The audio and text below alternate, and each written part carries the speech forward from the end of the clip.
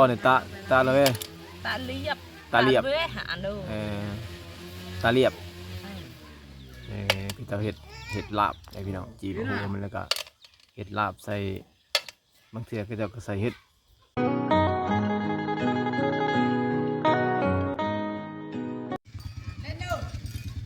ยามแรงมื้อนี้ก็มาเลาะหมู่บ้านชนบทพี่น้องหมู่บ้านนี้ก็คือบ้านนาที่วัดสมบูรณ์อาศัยอยู่มาประจำการอยู่พี่ก็5-6 ปีแล้วพี่น้องหมู่บ้านตัวนี้แหละตัวเรือนของวัดสมบูรณ์น่ะอยู่นอกบ้านพี่น้องบ่ได้อยู่ในบ้านห่างออกจากบ้านออกไปหาเรือนก็ประมาณอยู่หรือว่า600 เมตรพี่น้องก็เรือนวัดสมบูรณ์จากบ้านนาไปบ้านนาเนี่ยก็จัดอยู่ในบ้านที่ว่าใหญ่กว่าหมู่ที่สุดในเขตทุ่มเชียงตูบพี่น้องในบรรดากลุ่มบ้านเชียงตูบมี10 กว่าบ้านมีบ้านนาใหญ่กว่าพี่น้องบ้านต้นนี้ก็จะจัดเป็นบ้านที่ว่าพัฒนาในเขตชนบทกระแมงพี่น้องอีกประมาณ2 ปีข้างหน้าเพราะว่ามีแผนถึงจะสร้างเป็นบ้านพัฒนาพี่น้องเลยบ้านนานี่จะเป็นบ้านที่ค่อนข้างว่าครบเครื่องพี่น้องไฟฟ้าก็มีสัญญาณโทรศัพท์ก็มีห้างค้าก็มีพี่น้องแล้วก็ประชากรก็หลายกว่าบ้านอื่นๆแต่สิ่งที่ว่ายังขาดบ้านนายังขาดเลยมีแต่ตลาดพี่น้องตลาดซื้อขายเพื่อขายสินค้าแลกเปลี่ยนสินค้ายังบ่ทันมีพี่น้องถ้าว่ามีตลาดก็ถือว่าสมบูรณ์แบบพี่น้องแต่ว่าจะเป็นหมู่บ้านชนบทก็อยากพี่น้องถ้ามีตลาดมีการซื้อขายมีบ่อนแลกเปลี่ยนสินค้านะครับถือว่าครบเครื่องแต่ข่าว3 ปีหลังหรือ4 ปีที่ตอนบ่อสมบูรณ์ลงมาไม่พี่น้องไฟฟ้าก็ยังบ่ทันมีเขตนี้สัญญาณโทรศัพท์ก็บ่ทันมีระบบเส้นทางผ่านบ้านก็ยังบ่ทันได้ช่วง4 ปีหลังที่บ่อสมบูรณ์มาปีที่5ย่างเข้ามาในที่ว่ามีครบเครื่องยังแต่ตลาดคือดังบ่อสมบูรณ์หมดแล้วพี่น้องถ้ามีตลาดที่ว่าครบเลย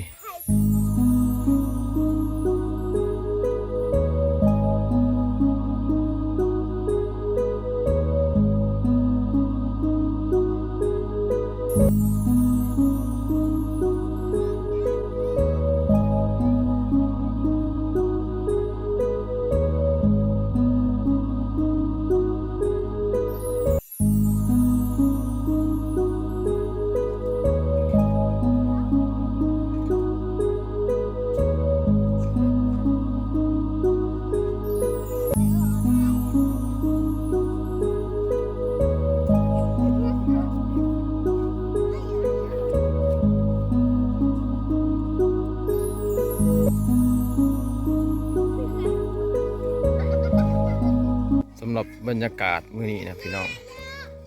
กาแดดจะแก่ๆนิดนึงพี่น้องแต่ว่าอากาศยังเย็นนะพี่น้องเลยถ้าว่าเป็นเขตอยู่ในไซโปนหรือว่าเมื่อสวรรณเขตพี่น้องถ้าแดดแก่ทำให้อุณหภูมินี่คือที่ประมาณอยู่30 ปลายไปแหละแต่ว่าเขตนี้นะแดดแก่ทำนี้ก็ยากพี่น้องแต่อุณหภูมิร้อนบ่แห้งนะพี่น้องเลยมื้อนี้อุณหภูมิช่วงเที่ยงเพลนนะมีแต่30 องศาพี่น้องพอดีอยู่แต่ว่าช่วงนี้ก็เป็นช่วงที่บ่าย 3 โมงพี่น้องบ่าย 3 โมงหรือว่า15 โมงแดดยังแก่อยู่พี่น้องแต่ว่าอากาศเริ่มเย็นลงแล้วอุณหภูมิลงมาอยู่ที่28 องศาส่วนพี่น้องอันนี้คืออุณหภูมิของหมู่บ้านชนบทเพียงด้วยส่วนหลายอากาศจะบุคอยห้อนแห้งพี่น้องตกกลางคืนนี่ถือว่าในตู้ผมนอนพี่น้องอุณหภูมิลดลง25 องศาตอนดึกๆก็ประมาณ22สำหรับวิถีชีวิตการเป็นอยู่ของชาวบ้านก็แบบหากินแบบธรรมชาติพี่น้องอาศัยหาตามห้วยน้ำลำเซก็หาหอยที่ว่าเป็นหอยปลากั่วหรือว่าหอยสลี่พี่น้องนี่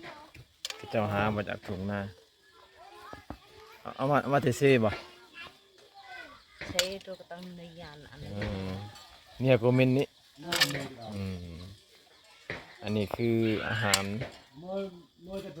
อย่างว่าเป็นอาหารหลักก็แม่นพี่น้องเพราะว่าแต่ละมื้อก็จะเอามาจิ้มแล้วก็ซุปใส่หน่อไม้พี่น้องอันหน่อไม้ไล่นะที่มันเกิดใหม่ๆยามอยู่นี่คนละก็จะมักเฮ็ดเมนูแบบนั้นส่วนหน่อไม้ยามนี้ก็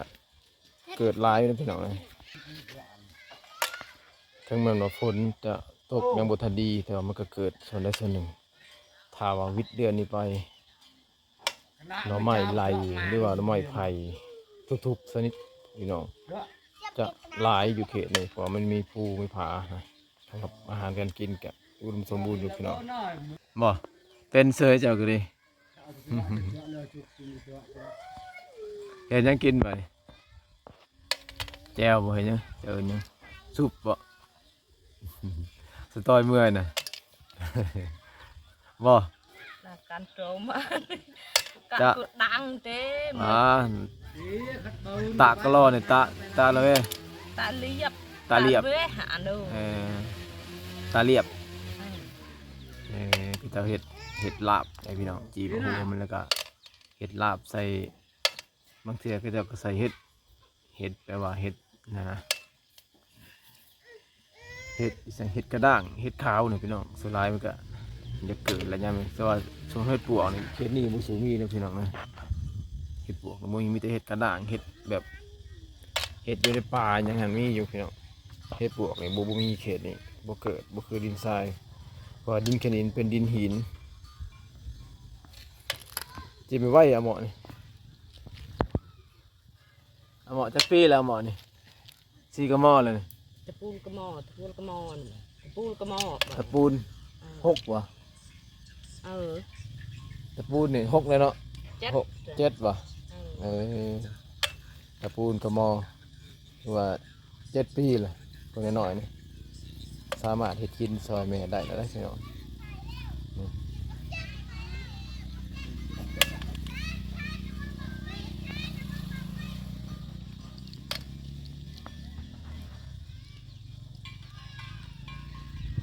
สำหรับอากาศเขตนี้พี่น้อง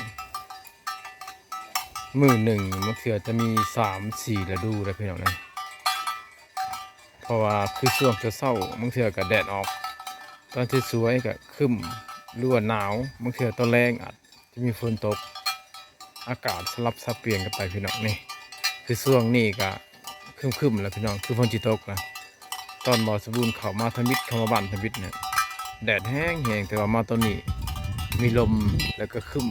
คือฝนจิตกลมก็ลมช่วงนี้ก็อากาศแบบหนาวๆแล้วถ้าว่ายับเข้าไปเขตบานละวิงแห้งนักกว่านี้พี่น้องถ้าว่าเขตละวิงนั้นมันจะเป็นเขตที่ว่าอุดมสมบูรณ์กว่าหมู่ที่สุดพี่น้องเพราะว่าอยู่หันมันเป็นป่าสงวนแห่งชาตินั่นก็คือป่าสงวนละวิงละเวินมันจะสลับซับเปลี่ยนไปมึงเป็นมือหนึ่งได้หด4 ฤดูพี่น้องแต่ว่าเขตนี่นะถ้าได้มือหนึ่งมีแต่3 ฤดูก็คืออากาศสลับซับเปลี่ยนมีแดดออกมีหนาวแล้วก็ฝนตกแต่ฤดูวิ่งนี่ถือว่ามี4 ฤดูมือหนึ่งพี่น้องเอ้ยทั้งแดดทั้งฝนก็มีถ้าว่าคนใดมาอยู่หรือว่าสุขภาพบ่ค่อยแข็งแรงหรือว่าภูมิต้านทานบ่ดีนี่ก็อาจที่ปรับกับอุณหภูมิหรือปรับกับอากาศเขตนี่ก็จะยากนะพี่น้อง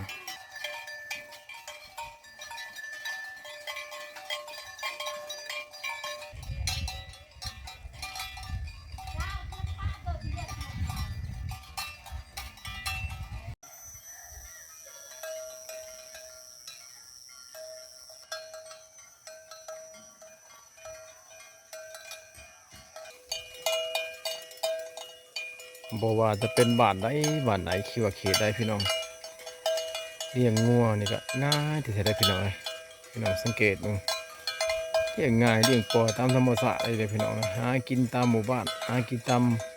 ป่าตามดงแบบว่าบ่ลงทุนหลายนะพี่น้องงัวของพี่น้องบ้านเฮาเขตนี้ก็มีแต่ตัวตุ้ยๆเลยพี่น้องมีตัวตุ้ยๆมีตัวผีๆเลย เพราะว่าหญ้ามันอุดมสมบูรณ์เนี่ยพี่น้องเอ้ยเขาหากินกับตามป่าตาดงไปนะพี่น้องเอ้ยตามป่าแคมบ้านได้งัวกันเลยงัวกระเจ้าก็เป็นงัวที่ว่างัวลาดเลยพี่น้องบวยงัวพันธุ์แต่เป็นงัวที่เลี้ยงง่ายแล้วมันจื้อพี่น้องเอ้ยกระเจ้าไหลเขาคอกเทื่อหนึ่งเทื่อที่สองที่สามมันก็มาเองนะพี่น้องเลย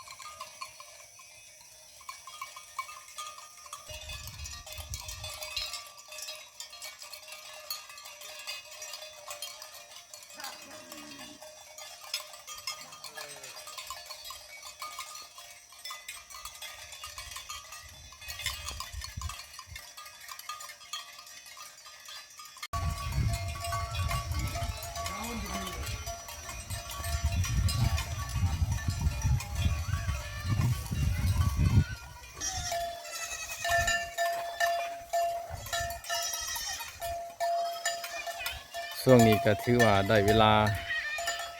ที่สัตว์เลี้ยงก็จะหลั่งไหลเขาคอกเขาแรงเลยพี่น้องเลยเพราะว่ามันเป็นช่วงอยู่5 โมงเย็นตอนนี้พี่น้องงัวกับหลั่งไหลเขาคอกเขาแรงเพียงเลยบรรยากาศท้องถิ่นดินนาบรรยากาศชนบทกะประมาณนี้พี่น้อง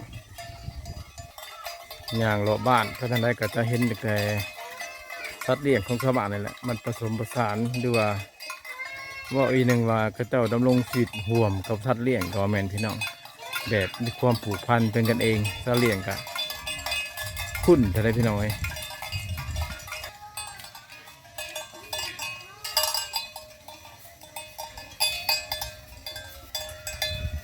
บ้านนี้อันดับโตๆเลยก็จะมีแต่งัวนี่แหละพี่น้องส่วนหลายกว่าหมูนะสำห้องมากัเป็นแบะพี่น้องมันจะงัวแต่ควายเนี่ยมุ้ยพ่อโตเลยบ้านนี่พี่น้องถ้าเป็นเขตบ้านทาแดงไปควายนี่ร้ายกลัวงัวพี่น้องถ้าเป็นเขตบ้านนานี่เขตบ้านนาลงไปหา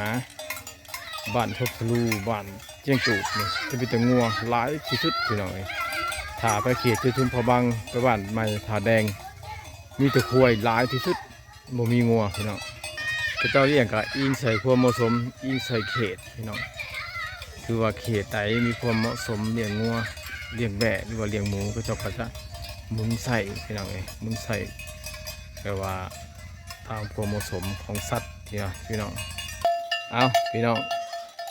สำหรับคลิปเลาะบ้านชนบทเลาะบ้านชนเผ่าบลูกาจบทนีพี่น้องป่าน้ำพุนชมบูรณ์จะเดินทางออกไปบ้านอื่นต่ออีกพี่น้องเพื่อเอาบรรยากาศหมู่บ้านเก่าๆแบบนี้มาให้พี่น้องได้เบิ่งได้ชมเพราะว่าในอนาคตต่อหน้าไปอีกบ่ฮู้ว่าอีกจักปี10 ปีหรือ5 ปีอาจจะไม่เห็นให้เบิ่งได้ชมได้พี่น้องในบรรยากาศแบบนี้นะจังซั่นแหละถ่ายคลิปไว้เพื่อเป็นความทรงจำในอนาคตพี่น้องจังใดก็พี่น้องอย่าลืมกดไลค์กดแชร์กดติดตามให้กำลังใจบอกสมุนตื่มพี่น้องเจอกันใหม่คลิปหน้าสำหรับคลิปนี้ขอกล่าวคำว่าสบายดี